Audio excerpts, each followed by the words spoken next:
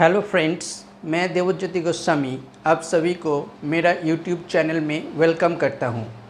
तो आइए फ्रेंड्स, हमने जो 3 डायमेंशन ज्योमेट्री का जर्नी स्टार्ट किया था, आज उसमें 3rd लेक्चर है। और पहला 2 लेक्चर में हमने direction cosines of a line और direction ratios of a line के बारे में डिस्कस किया था। आज हम डिड्यूस करेंगे direction cosines of a line joining 2 points. तो आइए फ्रेंड्स, आज का जर्नी हम स्टार्ट करते हैं। तो देखिए फ्रेंड्स, यहाँ पर क्या बोला गया है कि एक लाइन जो 2 पॉइंट्स को जॉइन करता है उसका डायरेक्शन कोसाइन्स आज हम डिड्यूस करेंगे। तो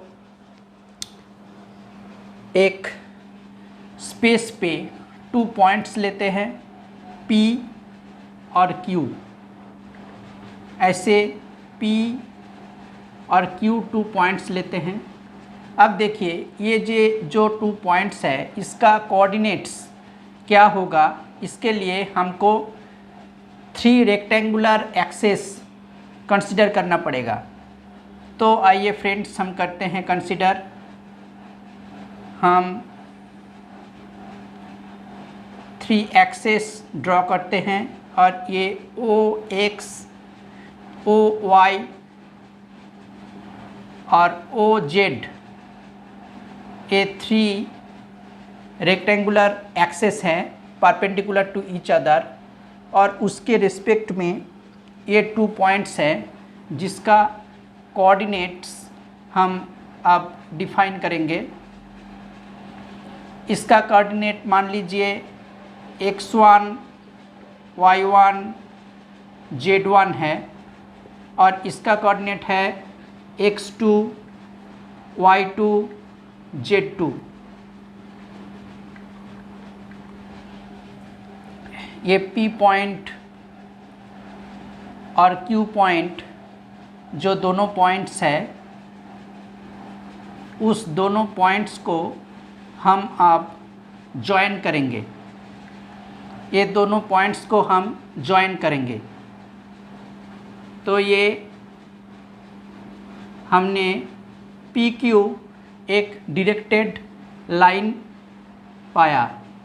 तो इस PQ का डायरेक्शन कोसाइन्स हमको निकालना पड़ेगा। और ये जो PQ है, सिर्फ इसके बारे में बोला है कि P का कोऑर्डिनेट है x1 y1 z1 और Q का कोऑर्डिनेट है x2 y2 z2 with respect to the coordinate axes OX OY OZ। अब देखिए, ये हम कैसे करेंगे। ये जो O ओरिजिन है इसको हम ट्रांसफ़र करेंगे P पॉइंट पे, मतलब कि ये ओरिजिन को हम शिफ्ट करेंगे। ऐसे शिफ्ट करेंगे कि ये जो एक्सेस है इसको हम पैरेलली ट्रांसफ़र करेंगे। यहाँ पर P पॉइंट पे O से हम O को P पॉइंट पे शिफ्ट करेंगे। तो ये जो OX रेक्टेंगुलर एक एक्सेस है, इसके पैरेलल हम एक एक्सेस ड्रॉ करेंगे। ऐसे ये एक एक्सेस ड्रॉ किया और इसका नाम दिया x डैश, PX डैश। तो ये जो पॉइंट हमने पाया, इस पॉइंट P से हम एक एक्सिस ड्रॉ किया। ये P x1 y1 z1, इस पॉइंट से हमने ये OX की पैरेलल PX डैश एक एक्सिस ड्रॉ किया, और ये OY के parallel PY dash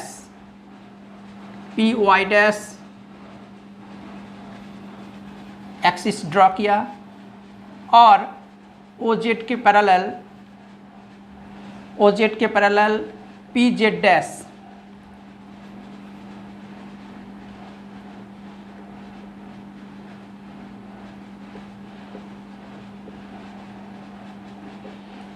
dash axis draw किया। तो देखिए, हमने इस रेक्टेंगुलर एक्सिस से एक new set of rectangular axis पाया, और वो क्या है, P X dash, P Y dash, P Z dash. ये new set of rectangular axis है, और old set of rectangular axis था O X, O Y, O Z.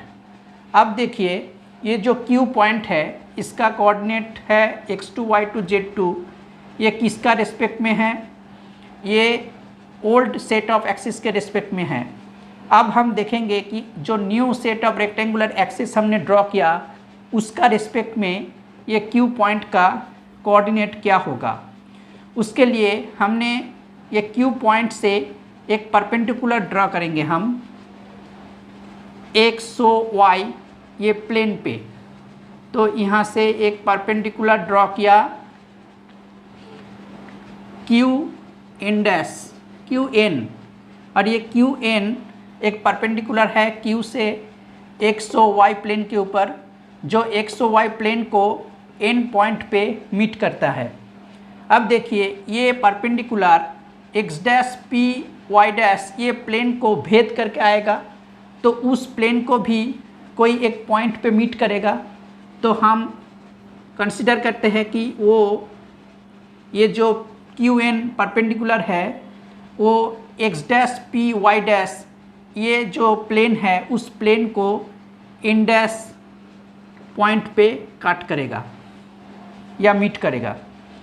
तो देखिए हम यहाँ से मतलब P से एक एक्स ओ वाई प्लेन के ऊपर परपेंडिकुलर ड्रॉ करते हैं, और वो परपेंडिकुलर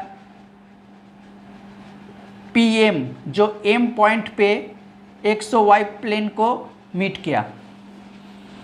तो ये जो एन इंडेक्स है इसका जो लेंथ है और एम पी जो है ये दोनों का लेंथ सेम है। क्यों सेम है? क्योंकि ये P और इंडेक्स ये एक ही प्लेन में रह रहा है। ये कौन सा plane? X dash P Y dash ये जो प्लेन है उस प्लेन पे P पॉइंट और इंडेक्स पॉइंट है, और ये एम और एन ये जो दो पॉइंट है ये एक्स ओ वाई इस प्लेन पे है और दोनों ही परपेंडिकुलर है। तो ये जो एन इंडेक्स ये is equal to M P होगा। N index is equal to M P. अब देखिए ये एम पी ये डिस्टेंस कितना है? देखिए ये जो है P पॉइंट का x कोऑर्डिनेट है, ये z कोऑर्डिनेट है। तो z कोऑर्डिनेट ये किसका कितना है? z1। क्यों? क्योंकि आप O पॉइंट से P पॉइंट पे जाएंगे तो कैसे जाएंगे? O से along the x axis x1, ये x1 डिस्टेंस ट्रेवल करेंगे, फिर parallel to the y axis y1 distance travel करेंगे, फिर पैरेलल टू द OZ मतलब parallel to the z axis आप z1 डिस्टेंस ट्रेवल करेंगे तो P पॉइंट पे आप पहुंचेंगे। तो ये MP ये जो डिस्टेंस है ये कितना है? ये है z1। तो ये है z1। अब देखिए ये जो NQ है, NQ ये N index plus index Q है। तो ये हमने लिखा कि N Q is equal to N index plus index Q. अब देखिए ये जो एन इंडेक्स है ये हमने निकाल के रखा है, ये z1 है, तो ये z1 है प्लस इंडेक्स क्यू। अब एन क्यू क्या है? देखिए ये एन क्यू क्या है? ये Q जो पॉइंट है उसका z कोऑर्डिनेट है। क्योंकि आप अगर Q पे जाएंगे तो उस पॉइंट से Q पॉइंट पे जाएंगे तो कैसे जाएंगे? O से पहले अलोंग द एक्स एक्सिस ये x2 डिस्टेंस ट्रेवल करेंगे, फिर parallel to the y axis ये y2 डिस्टेंस ट्रेवल करेंगे, फिर पैरेलल टू द OZ आप z2 डिस्टेंस ट्रेवल करेंगे तो Q पॉइंट पे पहुंच सकेंगे। तो ये NQ हो जाएगा z2। तो विच इम्प्लाइज क्या हुआ? z2 is equal to z1 plus index Q। मतलब क्या हो गया? मतलब index Q is equal to z2 minus z1। तो ये इंडस Q हो गया Z2 माइनस Z1, मतलब कि ये जो Q पॉइंट है उसका Z कोऑर्डिनेट हो गया Z2 minus Z1 with respect to the new set of axis Px dash Py dash Pz dash. ये जो न्यू सेट ऑफ एक्सिस है उसकी रिस्पेक्ट में Q पॉइंट का Z कोऑर्डिनेट हो गया Z2 माइनस Z1। सिमिलरली ये जो Q पॉइंट है उसका न्यू सेट ऑफ एक्सिस के रिस्पेक्ट में अगर आप x कोऑर्डिनेट निकालेंगे तो वो भी होगा x2 माइनस x1 और y कोऑर्डिनेट होगा y2 माइनस y1। तो इसका कोऑर्डिनेट क्या हो जाएगा x2 minus x1 y2 minus y1 और z2 minus z1 with respect to the new set of axis. ये इसका कोऑर्डिनेट हो जाएगा Q पॉइंट का। अब देखिए यहाँ पर ये जो PQ डायरेक्टेड लाइन है ये अगर OX ये जो रेक्टेंगुलर एक्सिस है इसके साथ अल्फा एंगल क्रिएट करेगा तो ये PX डैश जो न्यू सेट ऑफ एक्सिस का एक एक्सिस है उसके साथ भी अल्फा एंगल क्रिएट करेगा। क्यों? क्योंकि OX और PX dash parallel to each other है, तो इसके साथ अल्फा एंगल क्रिएट करेगा तो इसके साथ भी अल्फा एंगल क्रिएट करेगा। और PQ अगर OY के साथ बीटा एंगल क्रिएट करेगा तो PY डैश के साथ भी बीटा एंगल क्रिएट करेगा क्योंकि OY और PY dash parallel to each other है। सिमिलरली PQ अगर Z एक्सिस के साथ मतलब OZ के साथ गामा एंगल क्रिएट करेगा तो PZ डैश के साथ भी गामा एंगल क्रिएट करेगा क्योंकि OZ और PZ dash parallel to each other है। तो यहाँ पर Q से हम PX डैश ये जो एक्सिस है इसके ऊपर एक परपेंडिकुलर ड्रॉ करते हैं जो PX डैश को R पॉइंट पे मीट करेगा, ऐसे हमने कंसिडर किया। तो ये जो रेक्टेंगल बना ट्रायंगल बना PQR, ये PQR एक राइट एंगल ट्रायंगल है जिसमें QR PR के ऊपर परपेंडिकुलर है। तो इसको हम अलग से यहाँ पर ड्रॉ करते हैं। तो देखिए यहाँ पर ऐसे ऐसे, तो ये अगर Q है, ये P है, ये R है और ये X डैश है, तो ये एंगल क्या है QRP, ये 90 डिग्री है क्योंकि परपेंडिकुलर टू PR होगा, परपेंडिकुलर टू PX डैश। और ये एंगल अगर अल्फ़ा होता है तो cos alpha is equal to क्या होगा base by hypotenuse, so PR by PQ, PR by PQ। अब देखिए ये PR कितना है, PR का मतलब ये Q का x कोऑर्डिनेट है मतलब x2 minus y2, x2 minus x1, तो x2 minus x1 bye PQ। अब अगर ये PQ OY के साथ बीटा एंगल क्रिएट करेगा तो cos beta is equal to हो जाएगा y2 minus y1 by PQ, मतलब PQ डिस्टेंस। और अगर ये PQ ये OZ के साथ गामा एंगल क्रिएट करेगा तो cos gamma is equal to हो जाएगा Z2 minus Z1 bye PQ। अब देखिए ये PQ जो डिस्टेंस है, ये PQ जो डिस्टेंस है, ये PQ डिस्टेंस ये क्या होगा। देखिए हमने जब डायरेक्शन कोसाइंस डिफाइन किया था तब डायरेक्शन कोसाइंस डिफाइन करने के समय आप ओरिजिन से एक पॉइंट का डिस्टेंस हमने निकाला था, तो उस डिस्टेंस क्या हुआ था, अगर उस पॉइंट का जो कोऑर्डिनेट था स्क्वायर रूट ऑफ उसका x कोऑर्डिनेट का स्क्वायर प्लस वाई कोऑर्डिनेट का स्क्वायर प्लस जेड कोऑर्डिनेट का स्क्वायर हुआ था। यहाँ पर पी ओरिजिन है और क्यू जो पॉइंट है उसका with respect to the new set of axis ये कोऑर्डिनेट है x2 minus x1, y2 minus y1, z2 minus z1। तो पी क्यू क्या होगा, square root of x2 minus x1 इसका square plus y2 minus y1 इसका square plus z2 minus z1 इसका square.